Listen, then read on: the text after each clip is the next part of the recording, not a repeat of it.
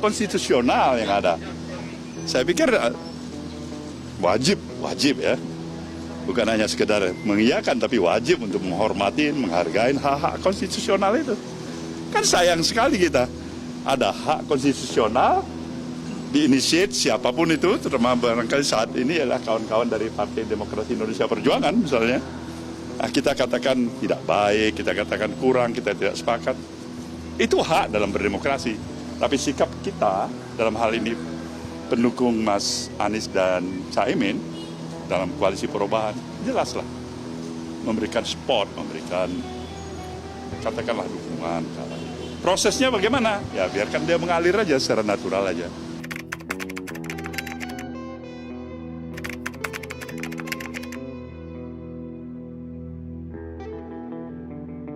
Dengan Bu Mega, apakah sudah ada plan waktu gitu, kapan akan digelar? Saya pikir mudah-mudahan tidak terlalu lama lagi, mudah-mudahan ya. Barangkali apakah Mbak Mega sudah barangkali mempunyai waktu, pikiran, kondisi yang tepat, ya itu terserah Mbak Mega ya. Kita ini orang partai tidak lupa. Kalau tidak rusak partai. Kami begini, tidak. Untuk apa? Untuk mencari kebenaran yang sesungguhnya. Supaya jangan ada insinuasi apa, jangan ada suara-suara. Ya kita letakkan secara proporsional. Mari kita teliti secara konstitusional, ya kan?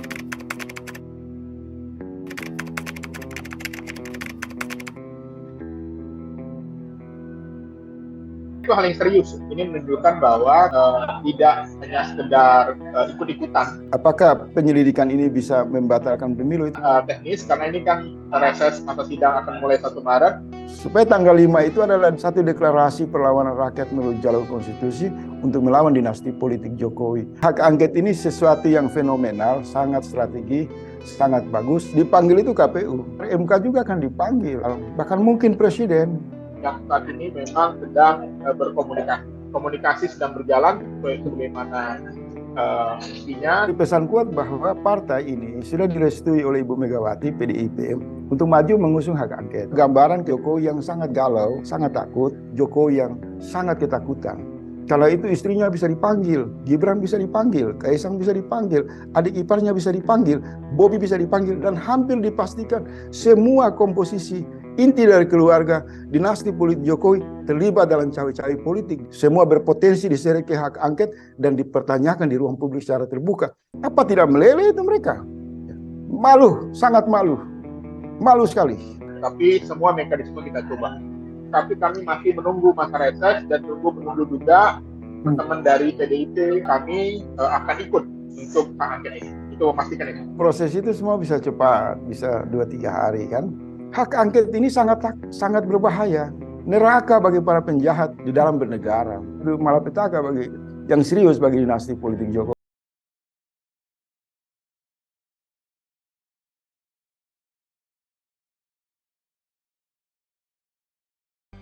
Halo, kembali lagi di Crosscheck obrolan akhir pekan bersama saya Wandi Yusuf. Akhirnya pekan ini 3 koalisi perubahan, Nasdem, PKB dan PKS dengan tegas menyatakan mendukung usulan hak angket DPR tentang dugaan kecurangan pemilu di 2024. Meskipun masih menunggu langkah selanjutnya, dan tentunya ini dari fraksi PDI Perjuangan ya, koalisi pengusung Capres Anies Baswedan dan Muhaimin ini sepakat dengan wacana Capres 03 itu. Ganjar Pranowo agar dugaan kebobrokan pesta demokrasi yang baru saja diusut tuntas lewat interpelasi, bahkan hak angket DPR. Di sini kuncinya hak angket di DPR ya. Nah, tim hukum Anies sendiri telah melaporkan ke Bawaslu dugaan kecurangan di 38 provinsi. Di H+2 pemungutan suara, kini tiba saatnya koalisi perubahan menunggu lokomotif yang akan dibawa oleh Ganjar dan kawan-kawan mengenai hak angket di DPR, yaitu tentu saja PDIP Perjuangan. Nah, pekan ini Crosscheck ingin menggarisbawahi upaya hak angket ini bukan soal kalah dan menang dalam Pilpres. Bukan juga sekedar pemakzulan presiden, tapi soal fundamental, yaitu menjaga demokrasi yang bermartabat, menjunjung tinggi etika dan kewarasan bernegara. Nah, mengangkat angket membongkar yang curang. Nah, telah hadir melalui Zoom tentunya Bang Iqbal, Jubir Timnas Amin. Selamat pagi, Bang Iqbal. Dan tentu saja Bang Faisal Assegaf, kritikus politik, nah, Bang, yang cukup keras dengan tema ini. Terima kasih Bang Faisal dan Bang Iqbal. Saya langsung saja ke Bang Iqbal nih. Bang Iqbal, sampai hari ini PDIP apakah sudah mulai menunjukkan keseriusannya untuk menggalang hak angket ini, Bang Iqbal? Ya, saya kira ini adalah sebuah hak ya dari parlemen, dari anggota DPR, dari fraksi untuk melakukan investigasi, mencari kebenaran terkait pemilu. Pertanyaannya kenapa? Karena saat ini pemilu kita sungguh luar biasa carut-marutnya. Politik uang di mana-mana. Ya, kemudian juga penggunaan sirekap yang membuat kegaduhan. Ya. Dan yang terakhir adalah kami menyoroti bagaimana penggunaan anggaran negara untuk kepentingan pemenangan calon tertentu. Jadi laporan sudah banyak, tapi tidak diproses. Lalu kemana lagi kita akan meminta keadilan? Ya. Itu hak angket adalah salah satu jalan yang bisa mencari keadilan bagi masyarakat. 3 sekjen koalisi perubahan sudah bertemu kemarin dan mereka sepakat untuk mendukung hak angket ini, tapi kami masih menunggu masa reses dan menunggu juga teman-teman dari PDIP, P3 yang saat ini memang sedang berkomunikasi. Jadi saya melihat bahwa ini adalah salah satu mekanisme politik sebuah demokrasi, cara demokrasi yang sesuai konstitusi, dan tentu saja tidak ada yang perlu dikhawatirkan kalau tidak ada sesuatu yang salah.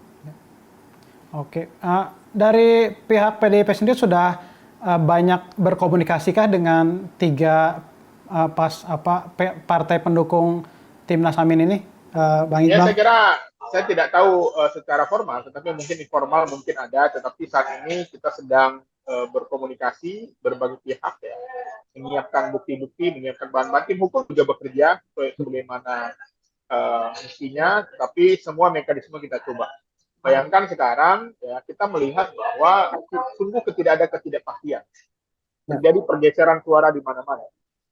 Bahkan sudah mulai menggunakan kekerasan fisik. Beberapa saksi PKS ada yang ditusuk, dipukul gitu ya.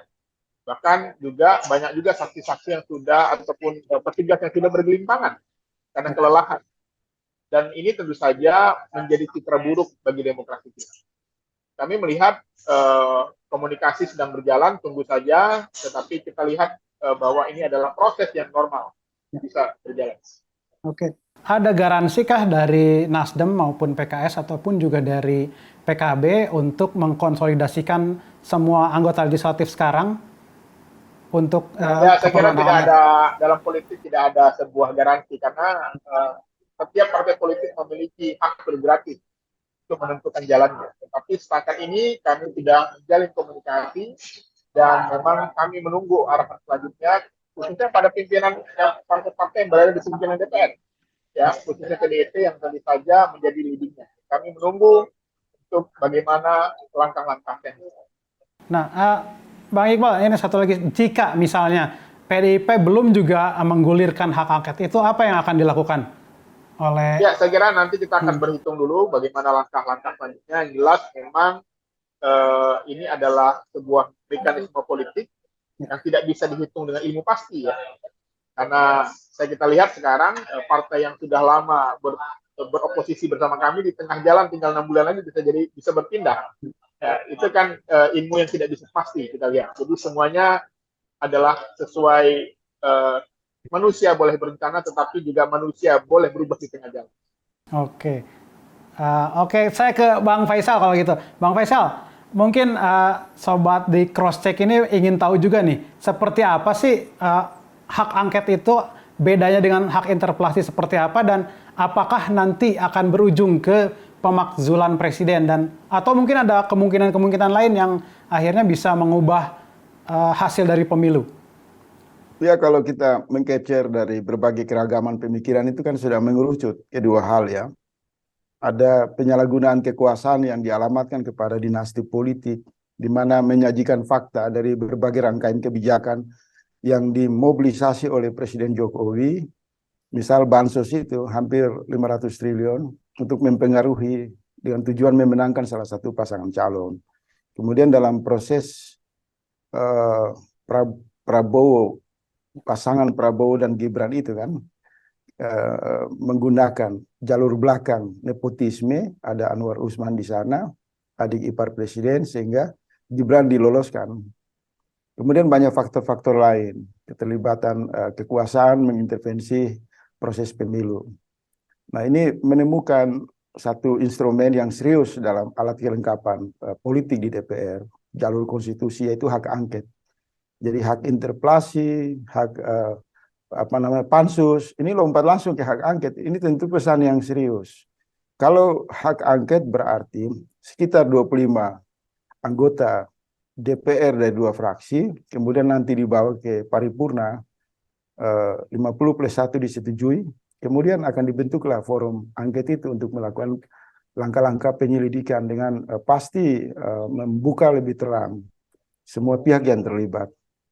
Kalau dilihat dari kerangka opini, ini bukan lagi dugaan yang dibidik, tapi terang di sana muncul fokus masalah pada misal isu pemakzulan Jokowi yang tidak terhindarkan. Bahkan itu datang dari kubu PDIP, dari fraksi PDIP, salah satu anggota DPR kan memberi sinyal yang kuat. Kemudian juga reaksi-reaksi publik juga mengerucut kepada tekanan yang mereka sebut sebagai pemakzulan. Apakah penyelidikan ini bisa membatalkan pemilu, itu tafsir politik. Kalau dia masuk ke dalam struktur sengketa pemilu, hak angket tidak memiliki kewenangan. Karena puncak dari sengketa pemilu itu sudah secara undang-undang diatur di Mahkamah Konstitusi. Hanya saja sejak awal prosedur atau proses pemilihan presiden ini dibuat, MK itu sudah menjadi objek perdebatan publik. Kentalnya nepotisme sehingga publik melihat atau partai politik juga mungkin ya sudah punya catatan akan menyeret MK ke dalam proses evaluasi karena ada intervensi kekuasaan dari praktek dinasti politik. Jadi keragaman berpikir yang mengerucut pada permintaan pemakzulan itu hal wajar saja. Karena bagaimana menyalurkan kemarahan? Harus ada subjeknya kan?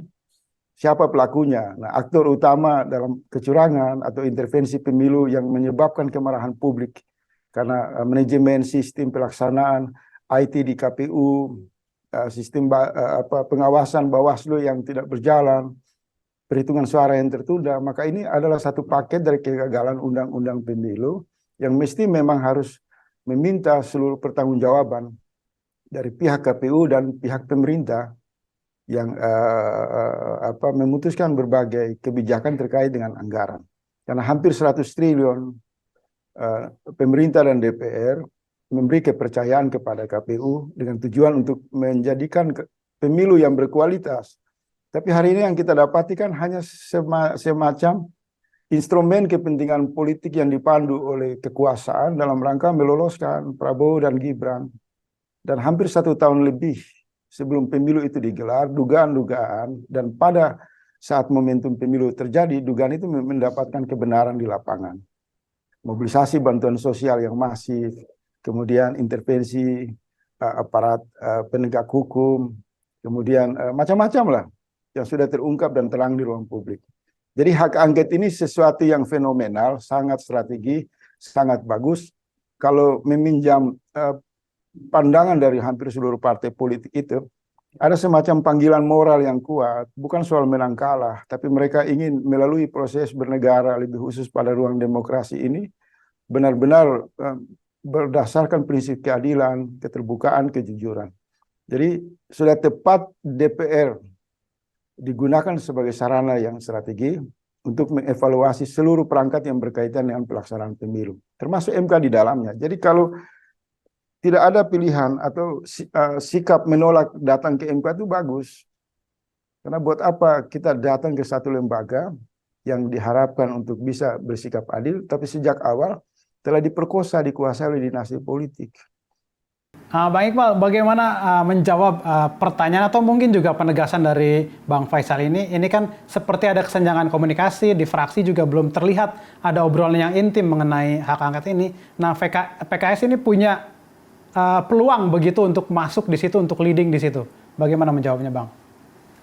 Ya, tiga sekjen partai koalisi perubahan sudah bertemu. Saya kira itu hal yang serius, bahwa ini menunjukkan bahwa kami juga tidak hanya sekedar ikut-ikutan, dan kami juga sudah capres kami juga sudah menegaskan ada Caimin di sana, PKB ya. Tinggal nanti bagaimana teknis, karena ini kan reses masa sidang akan mulai 1 Maret. Jadi saya kira semuanya tinggal menunggu. Ya, tadi Bang Faisal sudah menjelaskan bahwa DNA PKS inilah DNA petarung ya, DNA yang tidak mudah untuk bisa ditarik ke sana kemari. Kami punya independensi yang sangat tinggi. Jadi kami mohon doa kepada seluruh rakyat Indonesia ya, mohon dukungan agar proses politik ini berjalan lancar. Kita tidak ada hubungan menang kalah. Yang kita lakukan adalah bagaimana kita mencari keadilan. Anggaran yang begitu besar, ya tentu saja harus bisa dipertanggungjawabkan. Kualitas demokrasi kita sangat ditunggu, baik dari mata internasional, baik oleh masyarakat. Saat ini kita semua tidak ada kepastian. Bayangkan, ya, bahwa lembaga survei bisa mengatakan yang menang si A si B, itu tentu saja juga membuat kegaduhan sampai saat. Jadi kita tunggu saja hasil yang terbaik, dan mohon doa semuanya agar PKS tetap istiqomah. Pertemuan sekjen kemarin itu membicarakan soal apa dulu? Mungkin persiapan ke sana atau bagaimana? Ya, persiapan tentang hak angket, ya, konsolidasi partai-partai pengusung perubahan, dan tentu saja kami akan ikut untuk hak angket ini. Itu memastikan itu. Demikian. Dan semua legislator di PKS, PKB maupun Nasdem siap ketika sudah digerakkan oleh PDIP. Ya. Bang Faisal, ketika misalnya sudah bergulir hak angket, dan ini juga terjadi dibentuk tim begitu. Nah, kira-kira timeline-nya itu berapa lama, Bang Faisal? Dan apa saja nanti yang akan, dinamika apa saja yang akan terjadi di tim hak angket ini? Iya, semua kalau menuju proses itu semua bisa cepat, bisa 2-3 hari kan. Misal sebelum masuk ke dewan itu biasanya lintas partai yang akan mengusung hak angket itu kan mengkonsolidasikan setiap anggota untuk memastikan jumlah dari pertarungan nanti di paripurna itu 50+1. Ya. Misal kalau dihitung dari suara dari taruhlah 4 partai atau 5 partai itu sudah cukup PDIP, PKS, Nasdem, PKB plus mungkin P3 ya. Kalau semua itu kan tahapannya adalah mengkonsolidasikan dulu untuk biasanya tanda tangan. Nah, minimal itu kan 25 orang dari 2 fraksi. Ya. Kemudian mereka menghitung soliditas itu, mereka ajukan lewat mekanisme internal, dan kemudian disetujui untuk dilakukan rapat paripurna untuk diputuskan. Dan keputusan itu kan pasti mengambil suara 50+1. Dan sudah cukup dengan gabungan PDIP, misalnya Nasdem, PKS, PKB, dan P3 itu sudah lebih dari 50%. Sudah lebih dari 50+1. Nah, hanya sampai hari ini 25 orang sebagai syarat, atau 28 orang syarat untuk mengajukan hak angket itu belum muncul di ruang publik. Misal PDIP itu kan pesan yang kuat itu kan baru disuarakan oleh Pak Ganjar.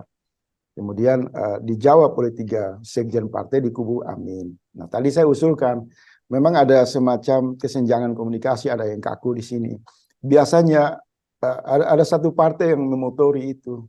Ya. Mereka melakukan lobby-lobby yang lebih intensif, sehingga ketika muncul di ruang publik tidak lagi wacana, tapi menunjukkan kepada publik sudah mengantongi sekian ratus misal atau puluh tanda tangan, dan pada tanggal 5 Maret nanti, begitu sidang pertama dibuka ya, pasca reses ya, itu bisa langsung ngedrive dalam 2-3 hari itu diputuskan.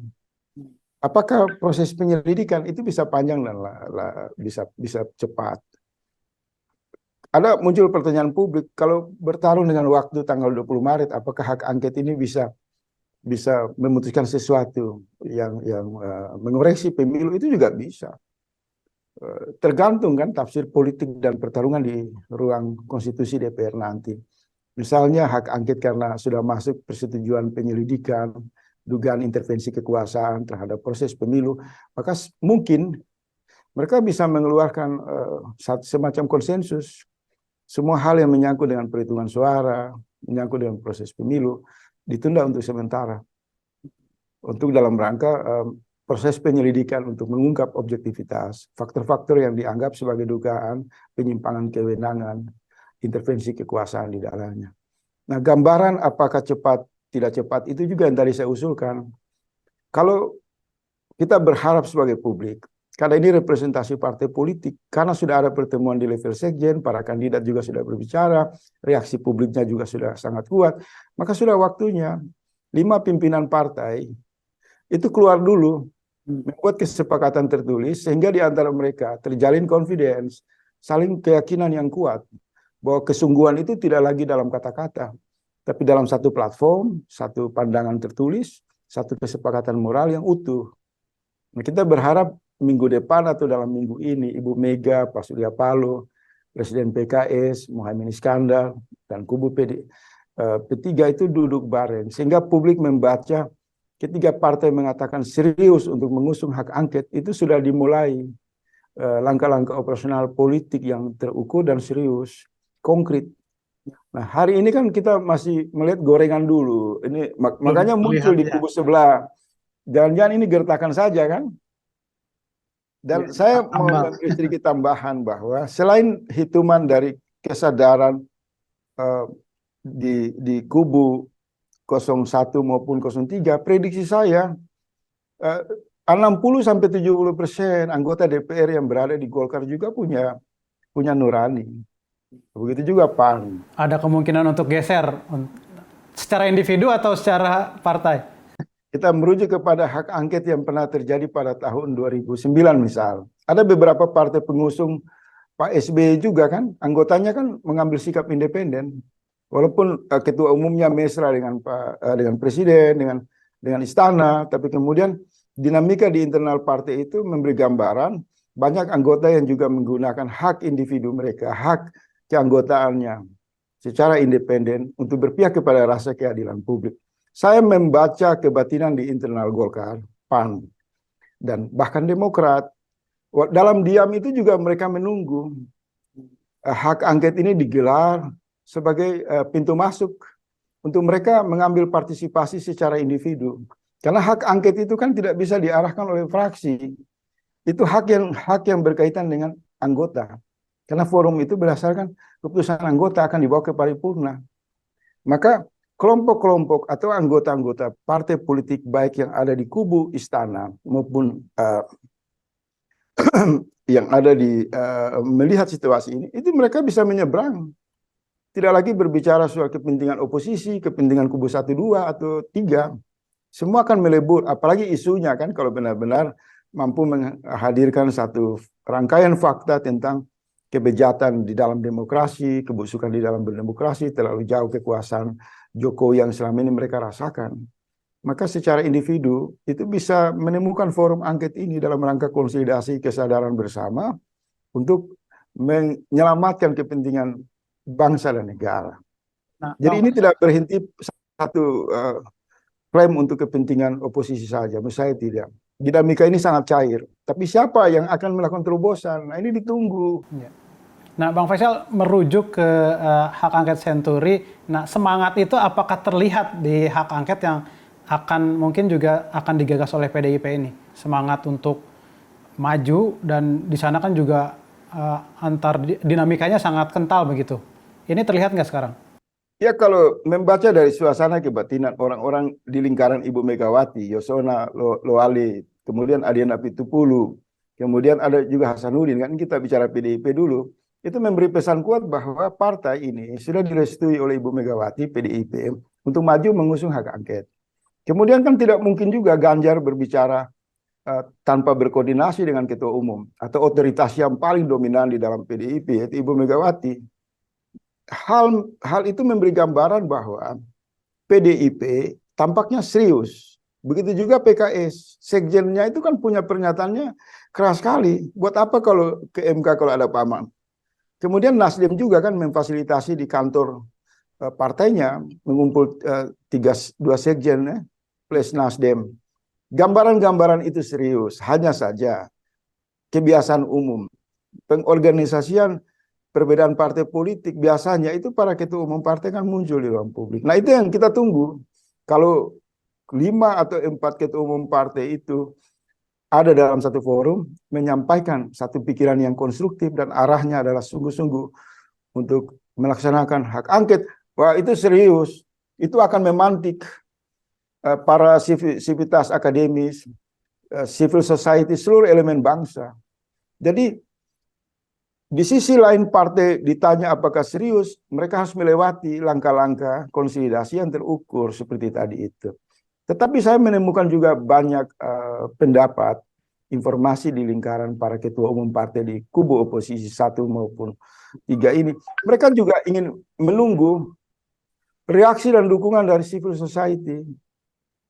Nah kita berharap para guru-guru besar, mahasiswa, elemen buruh, seluruh elemen yang selama ini bersikap kritis, berikhtiar, bahkan mengecam terhadap proses pemilu yang dianggap diintervensi oleh kekuasaan, juga harus keluar, mengkonsolidasikan diri untuk meyakinkan partai bahwa partai tidak berjalan sendiri, tapi partai didukung oleh seluruh elemen bangsa. Apa yang membuat elemen rakyat? Elemen masyarakat ini masih diam sekarang nih, Bang Faisal? Ini kan Ya, pemilu udah mungkin karena dinamika, puncak dinamika itu kan pencoblosan. Orang satu gelombang resonansi yang membuat satu situasi semua wait and see posisi ini. Tapi kan pelan-pelan mulai muncul ini kan guru-guru besar di Makassar, di Bandung juga sudah keluar, di UGM juga sudah membentuk forum-forum konsolidasi. Bahkan kemarin malam itu di Universitas Indonesia kan para iluni UI sudah melakukan konsolidasi. Nah, kelompok-kelompok dari kelompok pakar hukum itu juga terus melakukan konsolidasi. Nah, kita tunggu ini.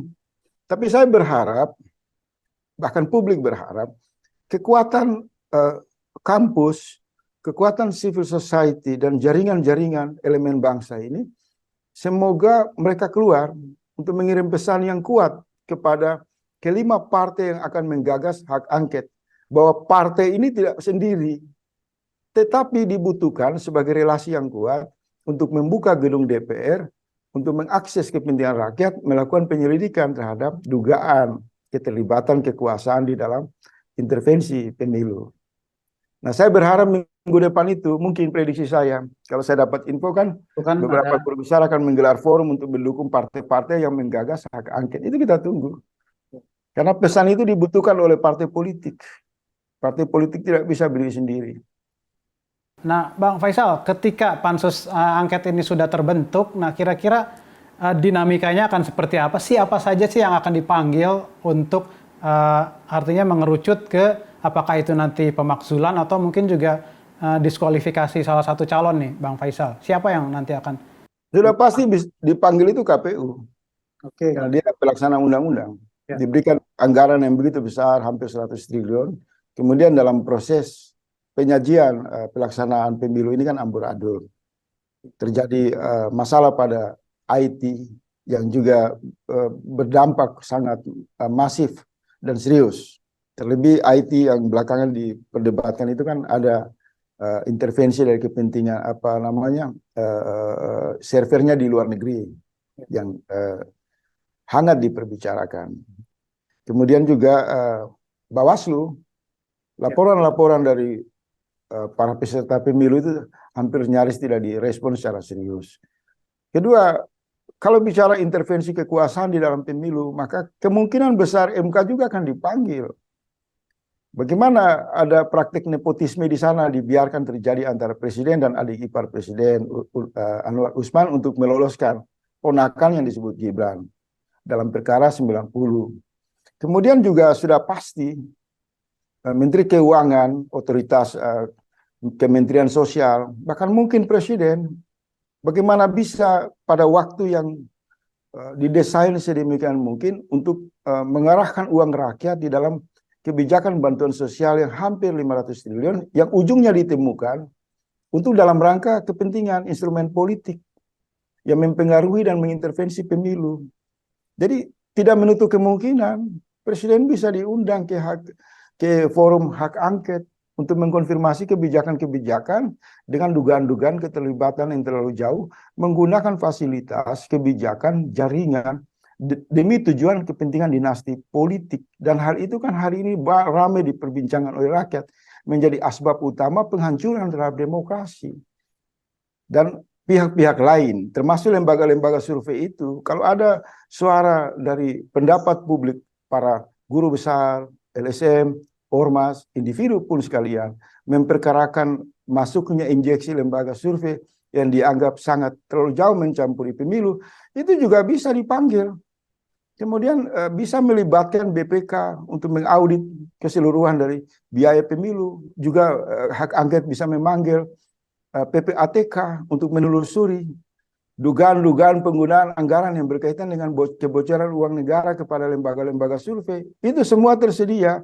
Oleh sebab itu, hak angket ini sangat berbahaya, neraka bagi para penjahat di dalam bernegara. Karena misal kita lihat dalam kasus Senturi, nama-nama yang selama itu bersembunyi di balik kekuasaan itu semua muncul. Orang-orang BI, orang-orang keuangan yang bertahun-tahun bersembunyi di balik kebijakan strategi negara, tiba-tiba nongol di ruang publik karena dipanggil dalam forum hak angket. Jadi ini bisa menimbulkan satu malapetaka yang serius bagi dinasti politik Jokowi. Nah, Bang Faisal, ini kan kita juga melihat gestur Jokowi sepertinya tenang-tenang saja melihat, dan dia juga pendapatnya soal hak angket ini juga sangat datar begitu ya, silahkan saja kalau memang itu mekanismenya seperti itu. Nah, Bang Faisal melihat sikap Jokowi seperti apa nih? Jokowi ini kan oleh pendapat publik dia sudah berhasil mengikat leher dari sejumlah ketua umum partai di pagar istana. Dalam bahasa yang umum itu disandra.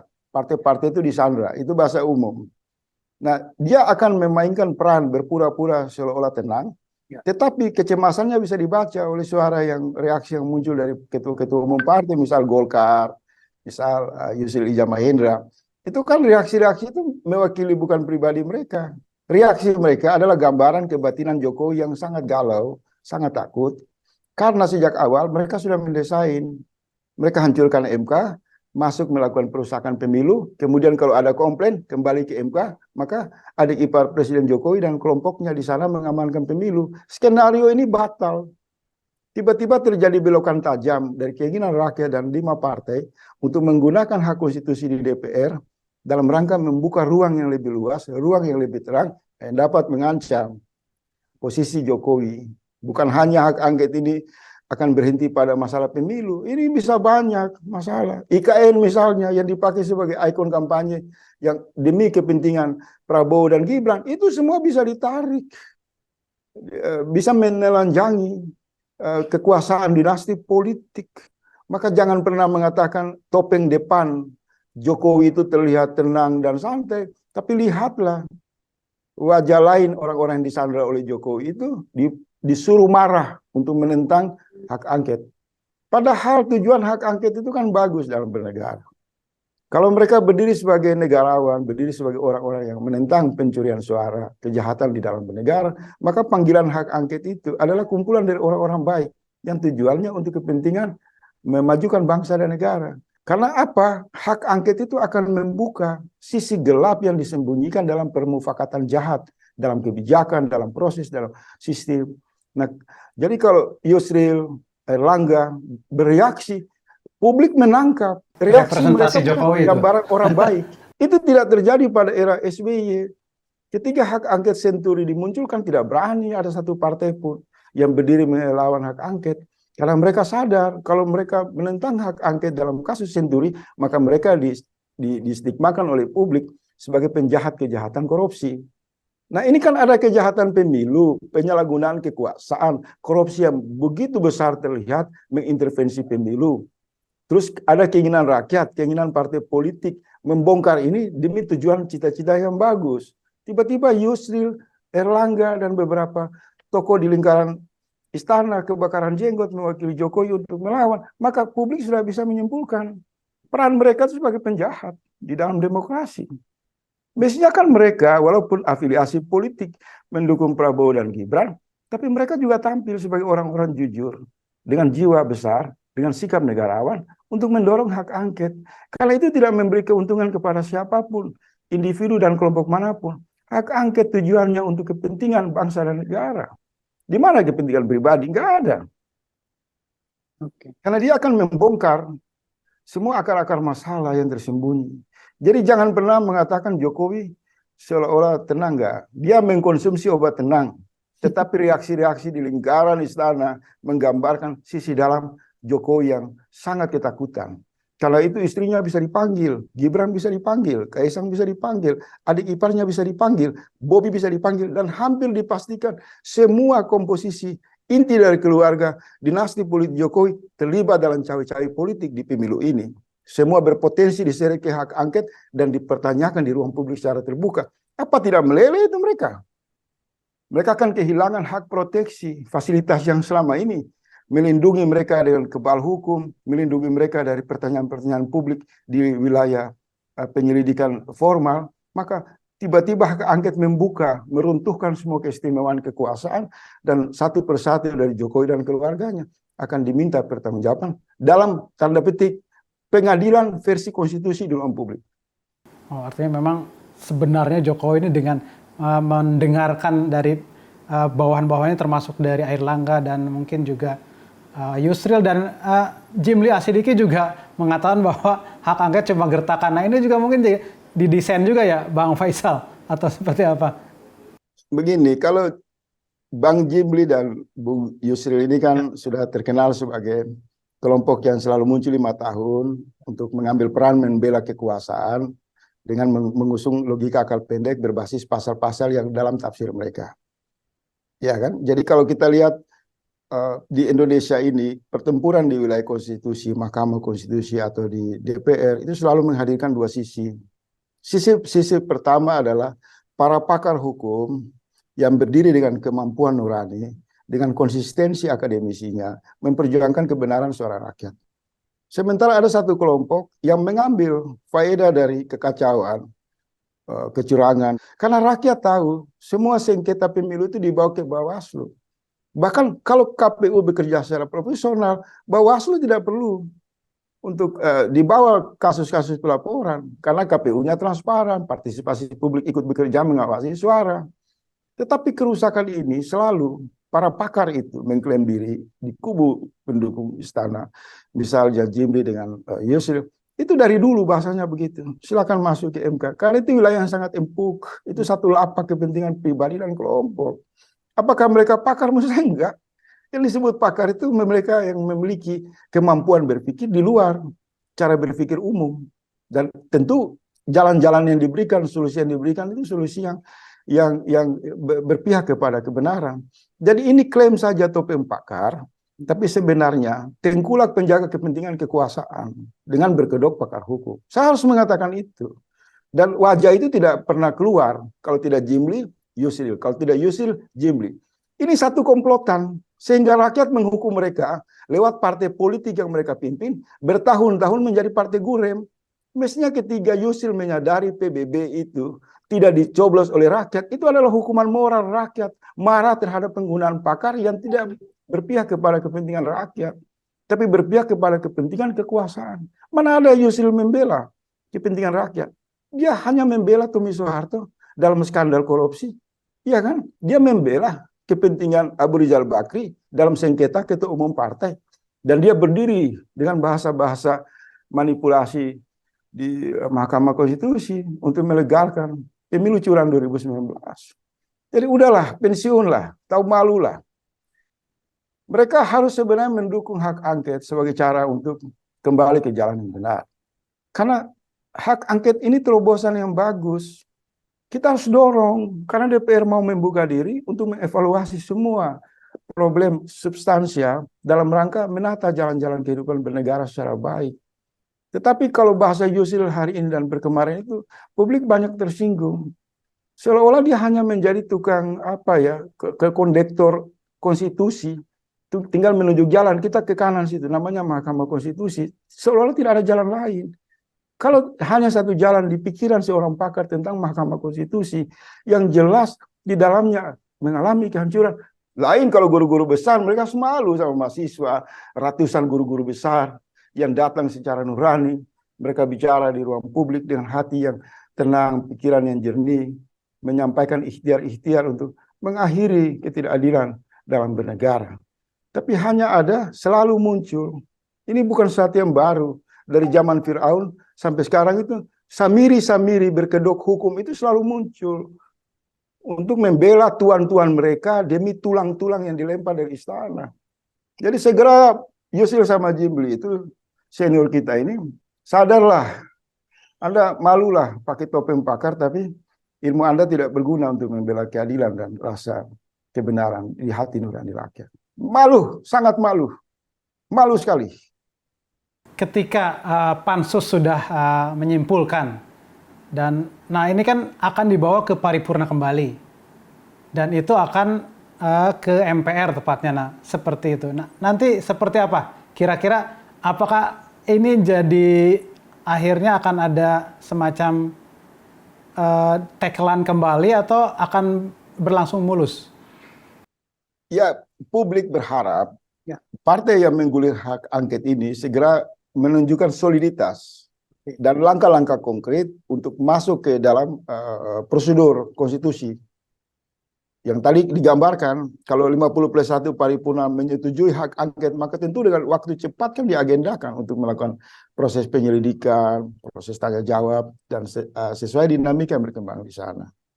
Jadi cepat atau lambat dan arahnya menyentuh pada wilayah substansi kekuasaan itu tergantung konsensus partai politik dan juga tergantung tekanan moral publik. Jadi kalau partai membuka ini kemudian legal hak angket, maka partisipasi publik akan muncul, guru-guru besar, mahasiswa, pakar hukum yang berpihak kepada rakyat. Ini akan terjadi konsolidasi opini dengan menyajikan fakta-fakta yang ada di ruang publik. Misal, keterlibatan yang tidak bisa dihindari adalah parade kebijakan bantuan sosial yang dilakukan oleh Jokowi yang berakibat menguntungkan salah satu pasangan calon dan membuat kerusakan di dalam peta demokrasi ini kan. Kemudian masalah di MK, intervensi yang berbau nepotisme antara Jokowi dan adik iparnya. Dan kemudian intimidasi dari oknum-oknum aparat dan berbagai kerusakan sistem dalam demokrasi yang tidak menimbulkan sistem pendekatan pengawasan dari Bawaslu secara tegas. Semua ini akan mengerucut, akan sulit dihindari untuk menyembunyikan Jokowi sebagai aktor utama perusak demokrasi. Akan mengerucut kepada Jokowi sebagai aktor utama dari praktek politik cawe-cawe yang sudah hari ini menimbulkan keresahan oleh jutaan orang. Maka pansus itu bisa mengarah kepada proses yang lebih tinggi lagi, direkomendasi ke dalam hak pendapat dari partai, kemudian berakumulasi menjadi sidang istimewa, sidang di MPR untuk memakzulkan Jokowi. Nah, pandangan dari konstruksi ini sudah semakin terlihat utuh di ruang publik. Mereka harus belajar dari Soekarno. Soekarno itu di penjara, tapi visi perjuangannya tetap jalan. Jadi misal tekanan itu dilakukan kepada Ibu Mega, kepada Surya Paloh, tapi kan Jokowi tidak bisa menekan individu-individu yang merdeka dari semua lintas partai politik. Dan kalau Jokowi melakukan tekanan, intimidasi atas nama hukum untuk mencegah pansus hak angket ini, saya kira individu-individu di dalam partai politik ini juga akan berontak. Karena sudah keterlaluan. Jadi penggunaan terminologi hak angket saja itu sudah membuat Jokowi itu harus mengkonsumsi setiap hari obat tenang, agar wajahnya tetap kelihatan tenang, tetapi gambaran sisi dalam yang paling bergejolak bisa terbaca pada pikiran Erlangga, pikiran Yusril, pikiran Jimli, dan pikiran ketua-ketua umum partai yang memang dipajang atau disandra di depan istana yang tugasnya jadi bumper kepentingan kekuasaan yang bermasalah. Jadi maju terus, kita berdoa supaya ini tidak boleh wacana. Kalau hak angket ini kemudian hanya sebuah retorika, semacam harapan palsu, bahaya. Menimbulkan satu apatisme yang masif. Maka rakyat semakin tidak percaya dengan partai politik. Karena rakyat akan berkesimpulan, ini sandiwara saja. Ketika tulang dilemparkan, maka semua berebut dan pada akhirnya apa yang membedakan manusia dan anjing itu semakin sulit di dalam ruang demokrasi. Dan kita berharap 5 partai, lebih khusus 4 partai yang ada di barisan oposisi, saatnya menunjukkan harga diri, marwah, martabat, punya persenyawaan yang kuat dengan keinginan rakyat, ada dalam denyut nafas keinginan rasa adil keadilan rakyat untuk tampil menggunakan semua ruang yang tersedia, potensi dan jaringan yang tersedia lewat jalur konstitusi untuk memenangkan tujuan negara dan rakyat. Tidak boleh kalah oleh dinasti politik, harus maju. Dan saya pribadi mendukung. Oke, Bang Faisal, Pak Surya dan Pak Anies bertemu dan berkomitmen untuk maju di hak angket. Nah, pendapat Bang Faisal seperti apa? Iya, kalau Bang Surya dan Pak Anies ini kan dari 1 tahun lalu kan sudah mengirim pesan yang sangat kuat bahwa mereka akan berjuang dengan menghadapi seluruh risiko. Bahkan Bang Surya Paloh mengatakan terbuka dibaca oleh sejutaan rakyat. Sekalipun saya dipenjarakan, saya tidak akan mundur. Jadi ada kesungguhan yang muncul dari Bang Surya Paloh, dari Anies Baswedan, dari Cak Imin, dari Ibu Megawati, dari kawan-kawan di PKS. Ini satu modal moral yang meyakinkan kita hari ini, kalau ada pertemuan konsolidasi Pak Anies dengan SP hari ini, menegaskan saja bahwa mereka istiqomah. Jadi pertemuan Pak Surya Paloh dengan Pak Anies, kemudian saya memperkirakan juga kan akan ada pertemuan antara Ini akan diikuti oleh Ibu ketum yang Megawati lain. dan Yusuf Kala. Ya. Dan kalau sudah sinyalnya Anies dengan SP dan pesannya kuat akan maju terus hak angket, ini akan menyegarkan publik, akan makin menegaskan kepada PDIP dan P3 sebagai relasi yang kuat di kubu 03 untuk segera mengambil inisiatif. Jangan ragu-ragu. Supaya tanggal 5 itu adalah deklarasi yang betul-betul dapat dilihat oleh rakyat. Satu deklarasi perlawanan rakyat melalui jalur konstitusi untuk melawan dinasti politik Jokowi. Rakyat dan seluruh jutaan rakyat menunggu momentum paling bersejarah, paling fenomenal tersebut. Karena semua lembaga hukum sudah hancur. Lembaga pengawasan publik hancur. Yang tersisa dari modal konstitusi adalah penggunaan hak angket di DPR sebagai cara yang efektif dalam rangka konsolidasi tujuan bernegara dalam prinsip-prinsip keadilan dan kemanusiaan. Kita bermohon semoga terus semakin terang nurani mereka, para elit-elit partai ini. Bukan hanya dari kubu 1 maupun 3, tapi juga gerakan hak angket ini juga menggugah perasaan dari mayoritas anggota DPR di kubu Golkar, PAN, Demokrat, Gerindra, dan lain-lain. Karena ini nawaitunya sangat bagus. Oke, terima kasih Bang Faisal, terima kasih juga. Sampai di sini cross check pekan ini, kita bertemu lagi pekan depan di waktu yang sama dengan narasumber menarik lainnya. Sampai ketemu.